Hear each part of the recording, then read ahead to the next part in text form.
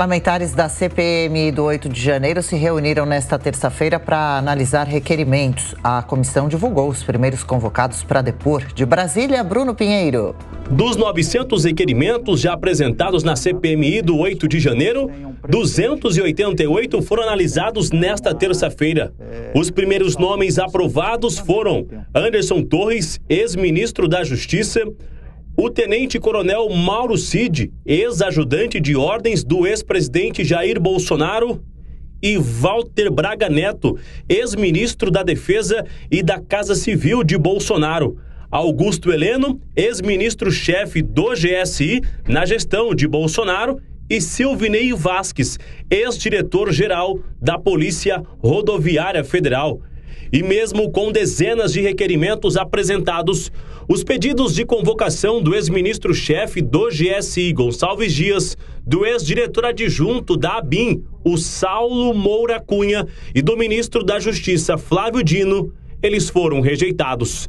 Após ser rejeitado o requerimento para acessar informações sobre o planejamento de segurança da Guarda Presidencial, o senador Eduardo Girão, ele fez duras críticas à base do governo. O golpe está aí, está exatamente nessa votação, deixando claro que nós votamos a favor de tudo que foi colocado aqui, simplesmente tudo. Agora, eu não entendo por que o governo se pela de medo e quer tirar do direito nosso de investigar. A população quer a verdade. As 35 oitivas aprovadas serão realizadas nesta sala. O depoente sentará nesta cadeira para ser interrogado. Os primeiros nomes serão Anderson Torres e Mauro Cid. De acordo com o regimento interno da CPMI do 8 de janeiro, as primeiras perguntas que serão realizadas serão da senadora relatora, Elisiane Gama. Eu vejo que são dois nomes que têm uma relação muito direta com os fatos que se iniciaram no pós-eleição, portanto, a partir do dia 30 de outubro até o dia 8 de janeiro. Nós temos uma cronologia que nós estamos considerando e nós estamos seguindo. E dentro dessa cronologia, os dois têm um papel fundamental e vejo que a gente precisa iniciar por eles. Os depoimentos aprovados nesta terça-feira serão realizados na semana que vem. O presidente da CPMI, deputado Arthur Maia, não quis antecipar o calendário. Na minha opinião, as informações, desde que elas tenham algum vínculo de conexão com o que nós estamos trabalhando, com o que nós estamos investigando, deveriam todas serem aprovadas. Eu penso que o material que for oferecido à CPMI de informações, dentro desse contexto do que aconteceu no dia 8 de janeiro, eu acho que deveriam todos terem sido aprovados. A base governista, que tem maioria na comissão, aprovou todos os requerimentos que eram defendidos pela relatora da CPMI e, em seguida, excluiu 63 requerimentos apresentados pela oposição, muitos dos quais com conteúdo idêntico. Em entrevista à Jovem Pan News, o senador Exalci Lucas ainda destacou que a CPMI já tem incomodado o governo. Não foi aprovado também a quebra de sigilo, por exemplo, do ministro Flávio Dino, que a gente precisa, de fato, saber que ele já disse, né, tem gravado já, que a primeira pessoa que ligou foi o presidente da República. Nós já temos elementos da ABIN que prova que eles já sabiam na sexta-feira que tudo isso ia acontecer, inclusive com demonstração clara: olha, vai ter invasão de prédio público, vai invadir o Congresso, vai invadir o Planalto. Isso foi alertado pela ABIN. Entre os requerimentos rejeitados estavam o que pedia acesso ao teor das imagens de todas as câmeras do circuito interno do Ministério da Justiça e Segurança Pública. Outro pedido era para ter acesso às imagens do Palácio do Itamaraty. Amanda Klein, bem-vinda também, boa quarta-feira. Gostou, achou pertinente, bem escolhidos os nomes dos convocados? E por que G. Dias e Flávio Dino ficaram de fora, hein?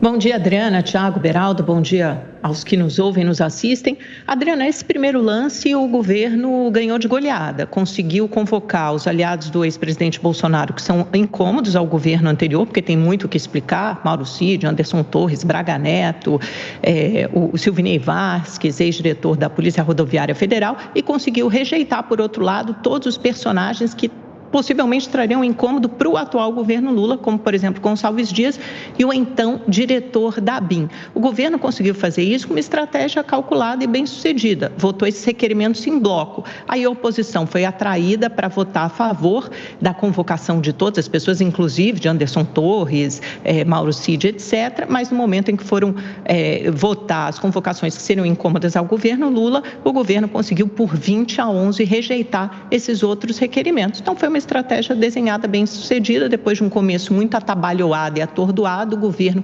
uniu as suas tropas e estabeleceu maioria. Com isso, ele ganha algum fôlego, mas é lógico que tem um imponderável e os fatos novos que surgem. Hoje, por exemplo, tem uma reportagem na Folha de São Paulo que mostra que o G. Dias pediu para que a ABIN removesse do relatório que enviou ao Senado as mensagens de texto que enviou ao G. Dias entre os dias 6 e 8 de janeiro, o avisando do perigo de manifestantes armados chegando ao Distrito Federal.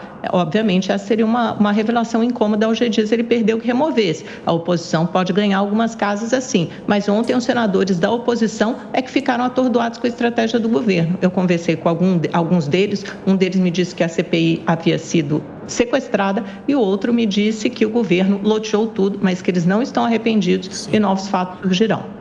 Ô Beraldo, a leitura é de que o governo foi melhor ou venceu a oposição nesse primeiro dia de convocações? Bom dia, Amanda. Tiago, a leitura é que já se sabia que o governo, os governistas, são muito melhor, muito mais experientes, né? Enfrentaram Mensalão, enfrentaram Petrolão, enfrentaram tantas outras CPIs e CPMIs. Eles sabem exatamente o que tem que fazer, que jogo jogar. E a oposição ficou completamente perdida. O jornalista da Jovem Pan, Cláudio Dantas, ontem disse, essa CPMI começou em pizza, não é que ela vai terminar em pizza.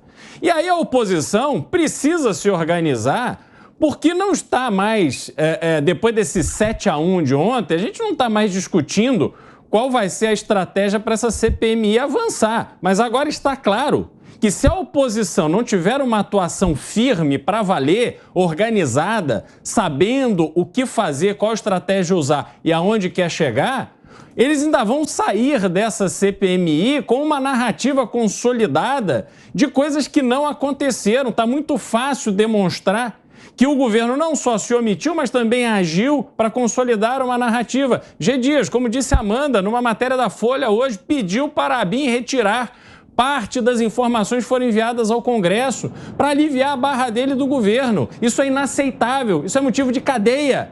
Mas nada disso vai acontecer se essa oposição continuar perdida como está. Olha, ainda falando sobre